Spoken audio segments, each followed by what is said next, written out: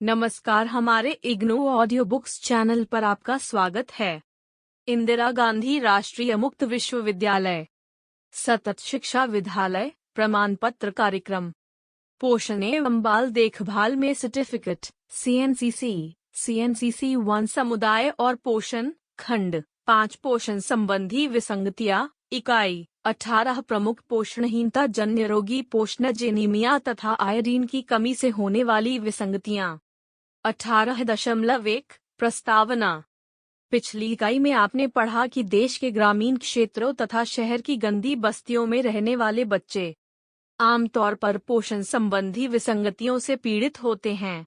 आपने इकाई 17 में दो मुख्य पोषण संबंधी विसंगतियों प्रोटीन ऊर्जा कुपोषण तथा जीरोपथैल्मिया के बारे में पढ़ा। इस इकाई में आपको दो अन्य मुख्य पोषण संबंधी विसंगतियों या हीनता जन्य रोगों एनीमिया तथा आयोडीन की कमी से उत्पन्न विसंगतियों से अवगत कराया जाएगा। पोषण संबंधी ये विसंगतियां हमारी जनसंख्या के एक बड़े भाग विशेषकर स्त्रियों तथा बच्चों लौह तत्व की कमी से उत्पन्न एनीमिया तथा एक निश्चित स्थान पर रहने वाले लोगों आयोडीन की कमी को प्रभावित करती हैं। इस इकाई में इनके विभिन्न पहलुओं जैसे इनकी प्रकृति, नैदानिक लक्षण, कारण तथा नियंत्रण के विषय में वर्णन किया गया है। उद्देश्य: इस इकाई को पढ़ने के बाद आप एनीमिया तथा आयोडीन की कमी से होने वाली विसंगतियों की प्रकृति व कारणों का वर्णन कर पाएंगे। एनीमिया तथा आयोडीन को कमी से उत्पन्न विसंगतियों के नैदानिक लक्षणों को पहचान पाएंगे तथा एनीमिया तथा आयोडीन की कमी को नियंत्रित करने के तरीकों की सूची बना सकेंगे। 18.2 पोषणज एनीमिया। एनीमिया आमतौर पर निम्न सामाजिक आर्थिक वर्ग की भारतीय स्त्रियों में पाई जाने वाली विसंगति है। उच्च आय वर्ग की स्त्रियों में भी यह विसंगति देखने को मिल सकती है। यह अनुमान लगाया गया है कि ग्रामीण क्षेत्रों तथा शहरी गंदी बस्तियों की लगभग 60-70% गर्भवती स्त्रियों को एनीमिया की शिकायत होती है। शाला पूर्व बच्चों 15 वर्ष, स्कूलगामी बच्चों तथा प्रजनन में सक्षम आयु वर्ग 15-45 वर्ष की आयु वाली की स्त्रियों में भी एनीमिया आमतौर पर देखने को मिलता है। डंडा एनीमिया वह स्थिति है जबकि रक्त में हीमोग्लोबिन की मात्रा सामान्य स्तर से कम हो जाती है। आप जानते हैं कि हीमोग्लोबिन रक्त में पाया जाने वाला वह वर्णक है जो कि रक्त को लाल रंग प्रदान करता है। यह शरीर के विभिन्न ऊतकों तक ऑक्सीजन ले जाने के लिए आवश्यक होता है। लौह तत्व haem plus protein globin haemoglobin. सामान्य स्वस्थ व्यक्ति के रक्त में हीमोग्लोबिन की मात्रा लगभग 15 ग्राम प्रति डेसीलीटर 100 मिली होती है। एनीमिया की जांच के लिए विश्व स्वास्थ्य संगठन ने विभिन्न आयु वर्ग के व्यक्तियों के लिए हीमोग्लोबिन के अंतकीय स्तर कट ऑफ लेवल्स निर्धारित किए हैं। हीमोग्लोबिन के अंतकीय स्तर कट ऑफ लेवल का अर्थ है कि हीमोग्लोबिन का वह स्तर जिसके नीचे किसी विशेष आयु वर्ग के व्यक्ति को एनीमिया से ग्रस्त माना जाता है। विभिन्न आयु वर्ग के व्यक्तियों के ये अंतकीय स्तर नीचे दिए गए हैं। आयु 6 महीने से 6 वर्ष 11 ग्राम 100 मिली। 6 महीने से 12 वर्ष 12 ग्राम 100 मिली। 12 वर्ष से अधिक पुरुष 13 ग्राम 100 मिली। 12 वर्ष से अधिक स्त्री 12 ग्राम 100 मिली। 12 गर्भवती स्त्री 11 ग्राम 100 मिली। अब आप यह जानना चाहेंगे कि हमारे शरीर में एनीमिया किस कारण होता है। मुख्य रूप से एनीमिया लौह तत्व की कमी के कारण होता है। आप जानते हैं कि लौह तत्व हीमोग्लोबिन का ही एक हिस्सा होता है। खंड 2 की इकाई 4 में आपने पढ़ा है कि फॉलिक अम्ल तथा विटामिन बी भी रक्त निर्माण में भूमिका अदा करते हैं। इन विटामिनों की कमी से भी एनीमिया हो सकता है। नैदानिक लक्षण एनीमिया के लक्षण तब दिखाई देने प्रारंभ होते हैं जब शरीर की आवश्यकताओं की पूर्ति के लिए रक्त द्वारा शरीर को ऑक्सीजन पर्याप्त मात्रा में नहीं मिल पाती। इस प्रकार एनीमिया के लक्षण शारीरिक क्रियाओं से संबंधित होते हैं। निम्न फ्लो चार्ट इस तथ्य को दर्शाता है। हीमोग्लोबिन की कमी, ऊतकों को अपर्याप्त मात्रा में ऑक्सीजन का मिलना, शारीरिक कार्य करने की क्षमता में कमी। रोगी को लगता है कि कोई उसके हाथों तथा पैरों की अंगुलियों में सुइयां चुभा रहा है। हृदय की मांसपेशियों तक पर्याप्त मात्रा में ऑक्सीजन न पहुंच पाने के कारण कुछ रोगी छाती में दर्द की शिकायत करते हैं। अधिक गंभीर एनीमिया में अंगुलियों तथा पैरों के नाखून भंगुर तथा चम्मच के आकार के हो जाते हैं। पेपिला जीभ पर निकली हुई संरचनाएं के नष्ट होने के कारण जीभ सपाट तथा चमकदार नजर आती है। गंभीर एनीमिया से मृत्यु भी हो सकती है। एनीमिया से ग्रस्त स्त्री को विशेषकर गर्भावस्था तथा प्रसव काल के समय मृत्यु का खतरा होता है। आप जानते हैं कि गर्भावस्था की अवधि सामान्यतः 9 महीने की होती है। एनीमिया से ग्रस्त गर्भवती स्त्री में बच्चे का सामान्य समय से पूर्व अर्थात 9 महीने से पहले जन्म हो सकता है।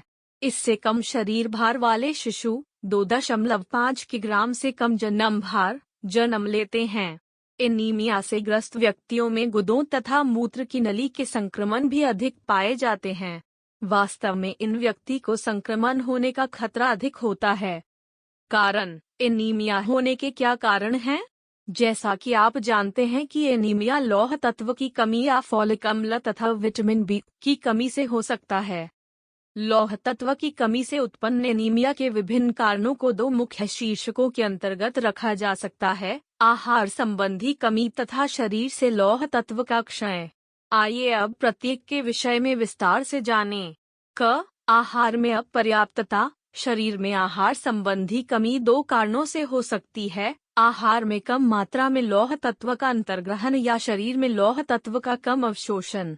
जैसा कि आप जानते हैं कि कुछ शारीरिक अवस्थाओं जैसे शैशवावस्था, बाल्यावस्था तथा प्रजनन के वर्षों में स्त्रियों, मासिक काल, गर्भावस्था तथा स्तनपान काल के शरीर की लौह तत्व की आवश्यकताएं बढ़ जाती हैं।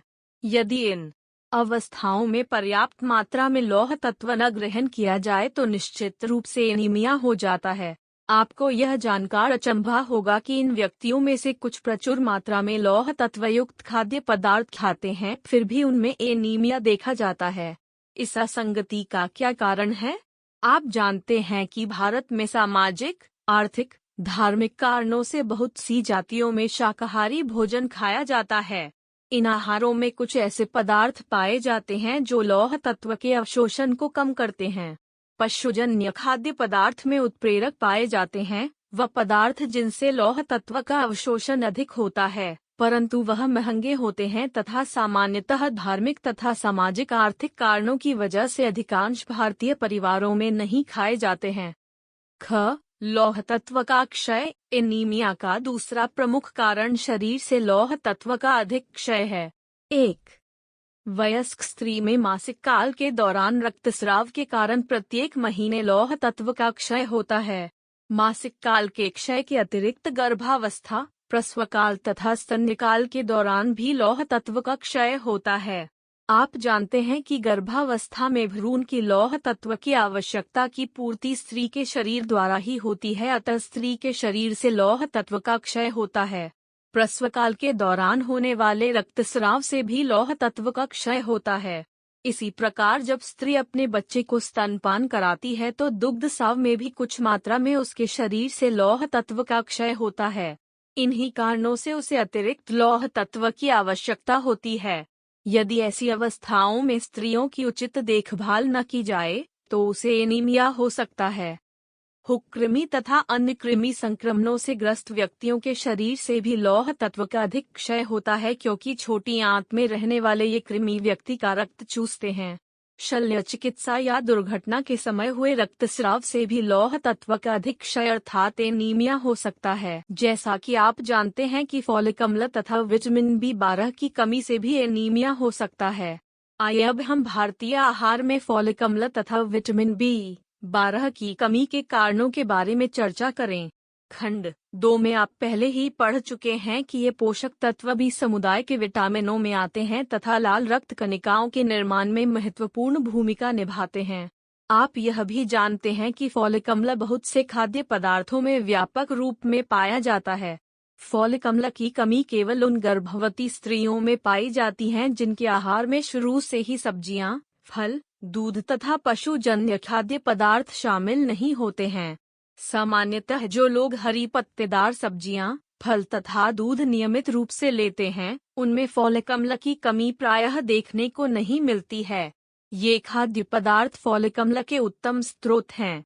पुरुषों की तुलना में स्त्रियां तथा बच्चे फोलिक अम्ल की कमी से अधिक प्रभावित होते हैं। विटामिन B-12 की कमी से होने वाला एनीमिया अपेक्षाकृत कम ही देखने में आता है। यह विसंगति विटामिन बी के कम या न अवशोषित होने के कारण होती है। यह या तो आंतरिक कारक यह आमाशय में पाया जाता है की कमी के कारण होता है या फिर आहार में इस विटामिन की कमी के कारण होता है। जैसा कि आप जानते हैं कि विटामिन B-12 केवल पशुजन्य खाद्य पदार्थों में पाया जाता है। अतः जो लोग पूर्ण शाकाहारी होते हैं तथा कोई भी पशुजन्य खाद्य पदार्थ नहीं खाते, उनके आहार में विटामिन B की कमी हो सकती है।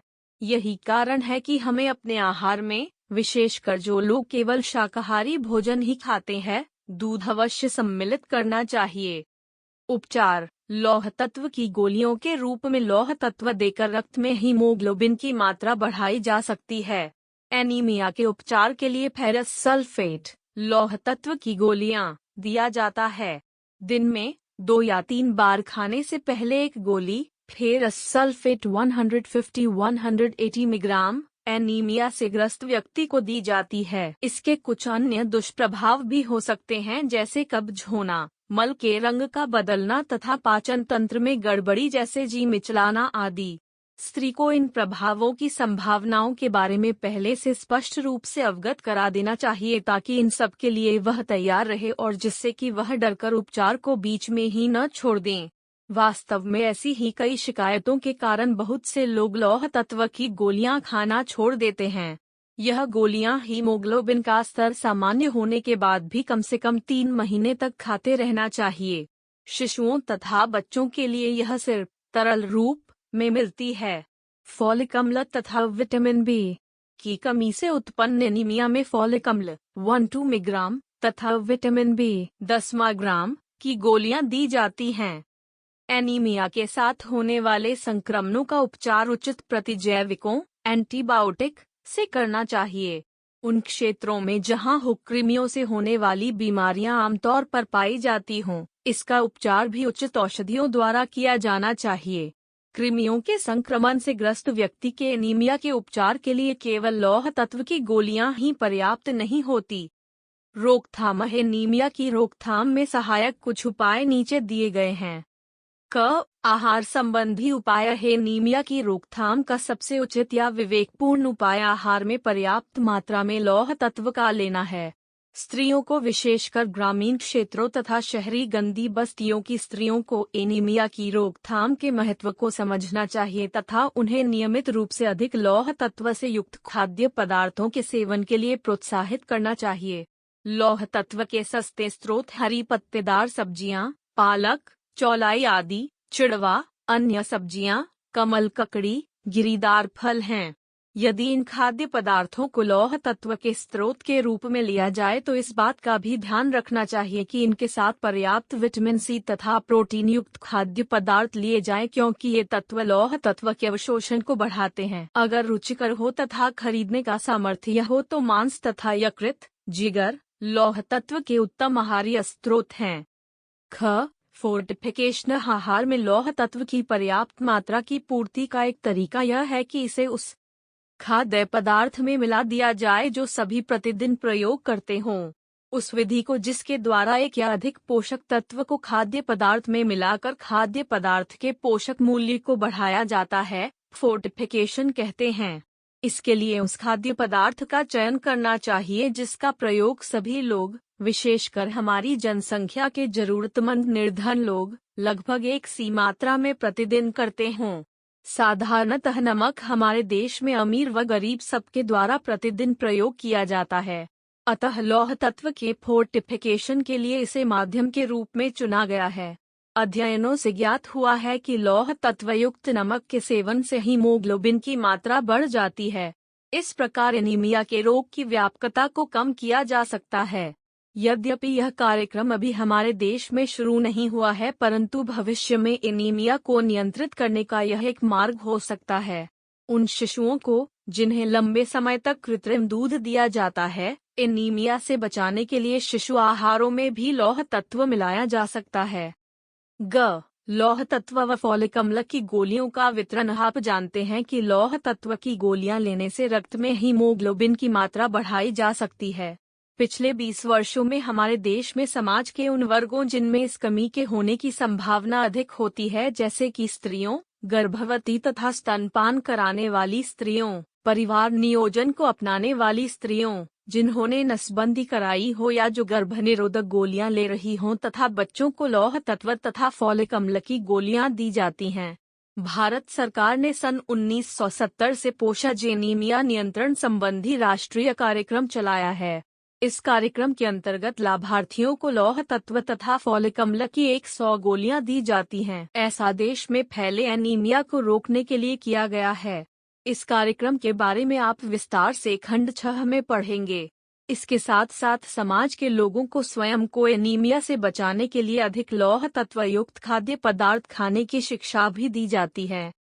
बोध प्रश्न 1 जनसंख्या के उन वर्गों की सूची बनाइए जिनमें एनीमिया होने का खतरा होता है। आप सुन रहे ऑडियो लर्निंग को। 18.3 आयोडीन की कमी से होने वाली विसंगतियां। आयोडीन की कमी से होने वाली विसंगतियां भारत की एक अन्य प्रमुख स्वास्थ्य संबंधी समस्या है। हमारे देश में लगभग 200 लाख लोगों को आयोडीन की कमी से उत्पन्न रोगों के होने का खतरा है, क्योंकि ये उन क्षेत्रों में रह रहे हैं जहां आयोडीन की कमी पाई गई है ना? ये चौंकने वाला तथ्य।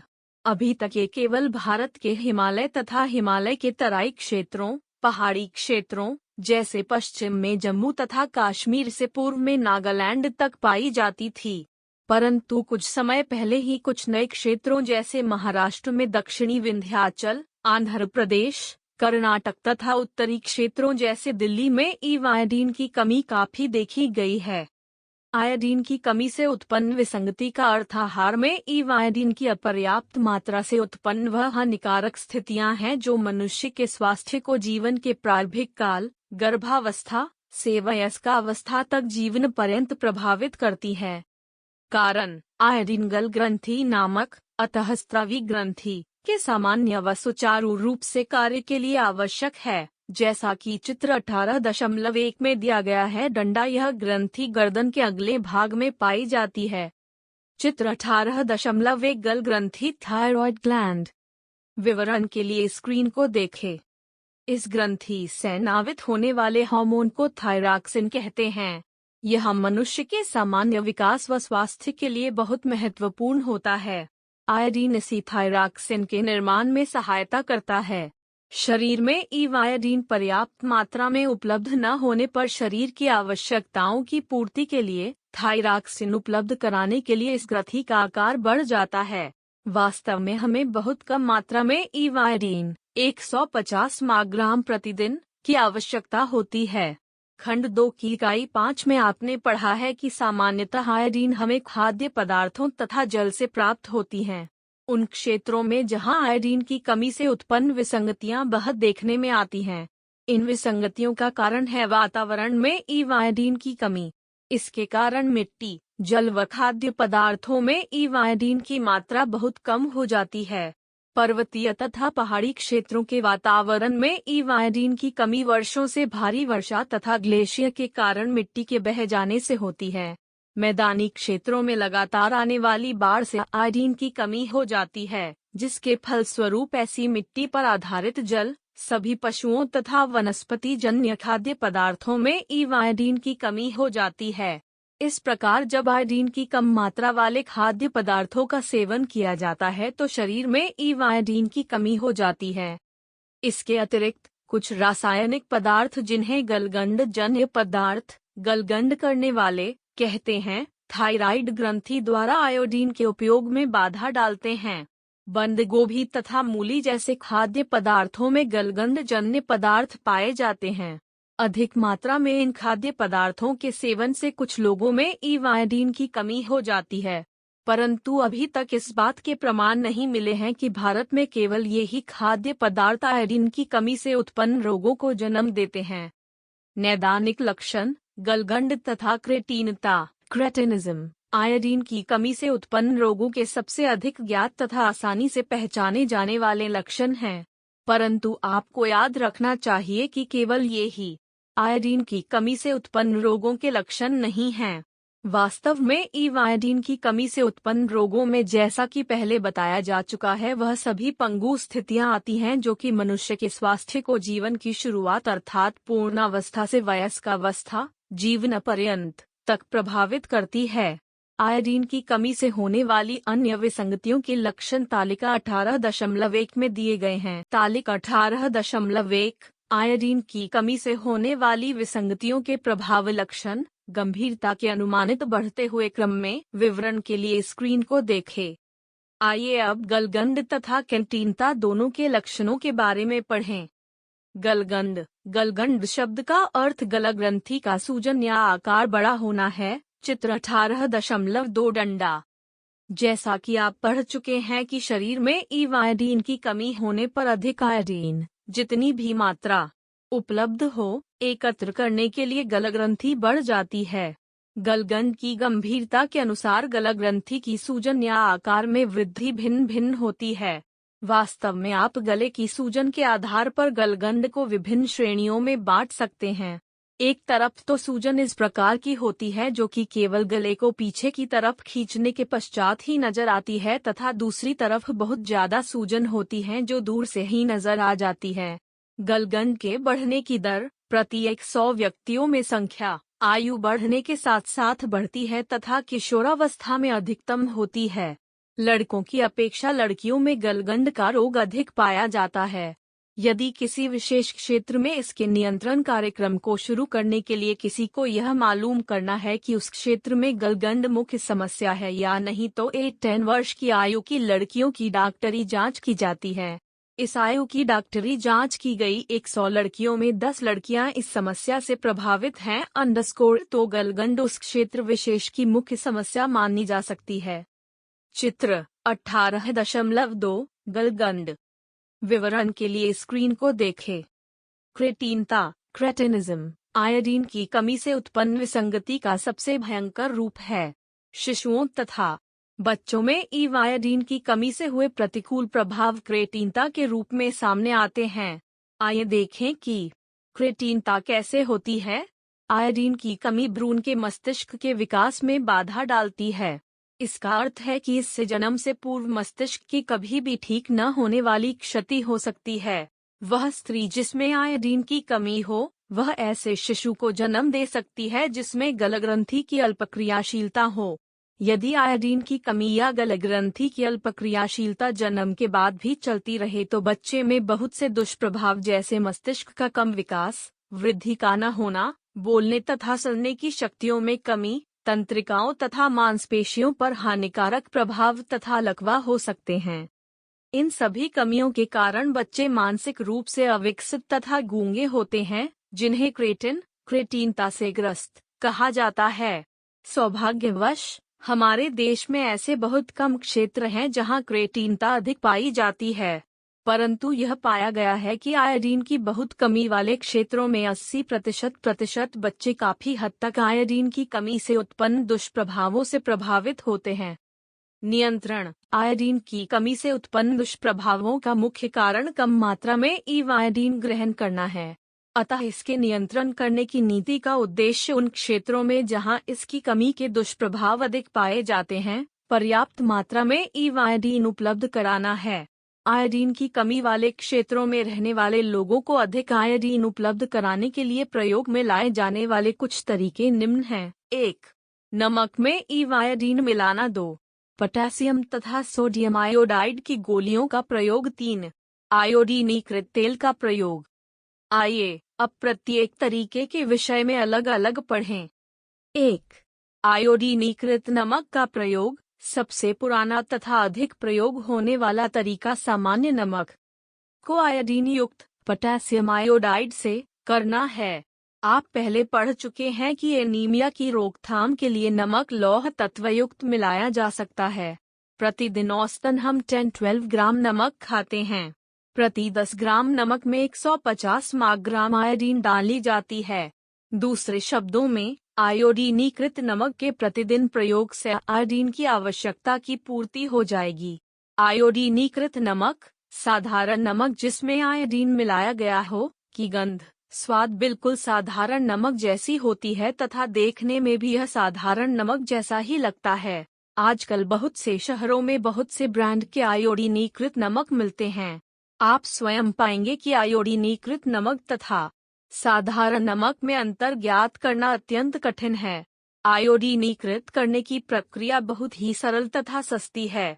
भारत में आयोडीन की कमी वाले क्षेत्रों में आयोडीनीकृत नमक के वितरण की प्रथा पिछले 25 वर्षों से चल रही है। कानूनी तौर पर इन क्षेत्रों में बिना आयोडीन युक्त नमक की बिक्री पर रोक है, परंतु बहुत से कारणों से मुख्यतः आयोडीनीकृत नमक के पर्याप्त मात्रा में उपलब्ध न होने के कारण इन क्षेत्रों में बिना आयोडीनीकृत नमक बेचा जाता है। अब भारत सरकार ने यह निर्णय लिया है कि वर्ष 1992 तक केवल आयोडीनीकृत नमक ही बाजारों में उपलब्ध होगा ताकि बिना आयोडीन का नमक बाजार में बिके ही न। उपलब्ध वैज्ञानिक प्रमाणों के अनुसार प्रति 10 ग्राम नमक में 150 ग्राम आयोडीन लेना उन क्षेत्रों के लोगों के स्वास्थ्य के लिए भी हानिकारक नहीं है जहां गलगंड की समस्या अधिक नहीं है। 2. सोडियम आयोडाइड तथा पोटेशियम आयोडाइड की गोलियों का प्रयोग। कुछ देशों में स्कूल के बच्चों को सोडियम पोटेशियम आयोडाइड की गोलियों को बांटना तथा पीने वाले जल में आयोडीन मिलाने जैसे तरीकों का भी प्रयोग किया गया है, परंतु आयोडीन देने का यह तरीका अधिक प्रयोग में नहीं लाया जाता है। 3. आयोडीनीकृत तेल का उपयोग। पिछले कुछ दशकों में उन क्षेत्रों में जहां आयोडीन की कमी से उत्पन्न विसंगतियों के दुष्प्रभाव बहुत भयंकर रूप में पाए जाते हैं। गलगंड तथा क्रेटीनता पर नियंत्रण के लिए आयोडीनीकृत तेल को इंजेक्शन के रूप में प्रयोग करना शुरू किया गया। इसका लाभ यह है कि आयोडीनीकृत तेल के 1 मिली खुराक के इंजेक्शन से व्यक्ति को 3-5 वर्ष तक के लिए सुरक्षा मिल जाती है, परंतु यह तरीका बहुत महंगा है तथा इस तरीके से सभी को सुरक्षा प्रदान करना कठिन है।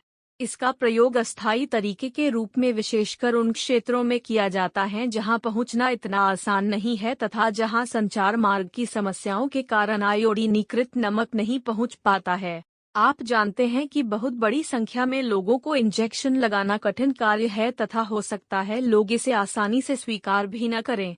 अतः गलगंड के नियंत्रण के लिए आयोडीनीकृत तेल को मुंह के रास्ते दिया जा सकता है, परंतु यह भी तेल के इंजेक्शन की भांति ही महंगा है, परंतु समाज द्वारा संभवतः यह अधिक स्वीकार्य होगा। आयोडीन की कमी से उत्पन्न रोग या दुष्प्रभावों के नियंत्रण के विभिन्न तरीकों में लंबे समय तक के लिए समस्या के समाधान का सबसे उत्तम तरीका नमक का फोर्टिफिकेशन ही नजर आता है। वास्तव में भारत में आयोडीन की कमी से होने वाली विसंगतियों की रोकथाम के राष्ट्रीय कार्यक्रम का मुख्य उद्देश्य साधारण नमक में आयोडीन मिलाना ही है। लोगों को आयोडीन की कमी से उत्पन्न विसंगतियों या दुष्प्रभावों के खतरों के विषय में बताना तथा देश में इस ओर राजनीतिक झुकाव भी इस प्रयास के महत्वपूर्ण चरण हैं। जब समाज में आयोडीन की कमी से उत्पन्न रोगों या दुष्प्रभावों के बहुत से खतरों के बारे में जागृति होगी तभी उन क्षेत्रों में आयोडीनीकृत नमक वितरित किया जा सकता है तथा हम आयोडीन रोग निरोधक कार्यक्रम को क्रियान्वित करने में सफलता पा सकते हैं। इस कार्यक्रम के विषय में विस्तार से आप खंड 6 की इकाई 23 में पढ़ेंगे। बोध प्रश्न 2। 1. भारत में वह कौन से क्षेत्र हैं जहां कई वर्षों से आयोडीन की कमी पाई जाती है? 2. आयोडीन की कमी से होने वाली विसंगतियों या दुष्प्रभावों के नियंत्रण के उपायों की सूची बनाइए। 18.4 सारांश। इस इकाई में आपने 2 मुख्य पोषण संबंधी विसंगतियों अर्थात एनीमिया तथा आयोडीन की कमी से होने वाली विसंगतियों या दुष्प्रभावों के बारे में पढ़ा। पोषणज एनीमिया स्त्रियों में विशेषकर गर्भावस्था तथा स्तन्यकाल में अधिक पाया जाता है। भारत में अधिकांश एनीमिया लौह तत्व की कमी के कारण होता है। एनीमिया से ग्रस्त व्यक्ति में जल्दी थकावट, चक्कर आना तथा शारीरिक कार्य करने पर सांस फूलना जैसे लक्षण नजर आते हैं। कंजक्टिवा, जीभ तथा नाखूनों के निचले सिरों में पीलापन आ जाता है। छाती में दर्द तथा नाखूनों का चम्मच के आकार का होना इसके अत्यधिक गंभीर रूप का सूचक है। आहार में अपर्याप्त मात्रा में लौह तत्व, स्त्रियों में मासिक रक्तस्राव तथा कम अंतराल के बाद गर्भावस्था इसके प्रमुख कारण हैं। एनीमिया के उपचार के लिए लौह तत्व की गोलियां दी जानी चाहिए। लोगों की अधिक लौह तत्वयुक्त खाद्य पदार्थों के सेवन के विषय में शिक्षा तथा अधिक संवेदनशील वर्गों में लौह तत्व तथा फॉलिक अम्ल की गोलियों का वितरण एनीमिया की रोकथाम के लिए उठाए गए कुछ प्रमुख कदम है। आयोडीन की कमी वातावरण अर्थात मिट्टी, जल तथा खाद्य पदार्थों में आयोडीन की कमी के कारण होती है। इस कारण से आहार में आयोडीन की कमी हो जाती है। इसका सामान्य लक्षण गलग्रंथि पर सूजन होना है। आयोडीन की कमी से उत्पन्न रोग या दुष्प्रभाव का सबसे गंभीर रूप क्रेटीनता है। इसके लक्षण कम मानसिक विकास, वृद्धि न होना तथा गूंगा व बहरापन है। गलगंड तथा क्रेटीनता आयोडीन के बीच में आयोडीन की कमी से होने वाले दुष्प्रभावों के अंतिम चरम हैं। इन दो रूपों के बीच में आयोडीन की कमी से होने वाली विसंगतियों, दुष्प्रभाव के बहुत से अन्य रूप भी पाए जाते हैं। आयोडीन की कमी की रोकथाम साधारण नमक में आयोडीन मिलाकर की जा सकती है। हमारे देश में यह कार्यक्रम पिछले 25 वर्षों से चल रहा है। आयोडीनीकृत तेल के इंजेक्शन से 3-5 वर्ष तक के लिए आयोडीन की कमी से बचा जा सकता है। इन सेवाओं के उपयोग के लिए समुदायों को पोषण शिक्षा देना आयोडीन की कमी से होने वाली विसंगतियों की रोकथाम में महत्वपूर्ण कदम होगा। 18.5 शब्दावली। बहरा तथा गूंगापन, जन्म या जीवन के शुरू से ही सुन न पाने के कारण बोल न पाना। डेसीलीटर डैश 1 लीटर का 10वां भाग या 100 मिली। डंडा। कृमि रहित करना, गोल कृमि या हुक्कृमि के रोगों में कृमियों को निकालने के लिए उपचार। स्थानिक रोग, रोग जो किसी क्षेत्र विशेष में लगातार पाया जाता है। अंतःस्रावी ग्रंथि, वह ग्रंथि जिसका विशेष स्राव, हार्मोन, सीधा रक्त में मिल जाता है। यह ग्रंथियां उपापचय तथा अन्य शारीरिक क्रियाओं को प्रभावित करती है। परिवार नियोजन अपनाने वाली स्त्रियां जिन्होंने नसबंदी कराई हुई हो या गर्भ रोकने के लिए गर्भाशय अंतः गर्भाशय में लगने वाले किसी साधन का उपयोग कर रही हो। गलग्रंथि की अल्प क्रियाशीलता, थायरॉक्सिन की कम मात्रा से उत्पन्न स्थिति। भंगापन, आंख का रोग जिसमें एक आंख की दिशा दूसरी आंख की दिशा से मिलती न हो। मांसपेशियों की क्षीणता, जोड़ों का सख्त होना जिससे चलने में कठिनाई होती हो। धन्यवाद, मिलते हैं अगले वीडियो में।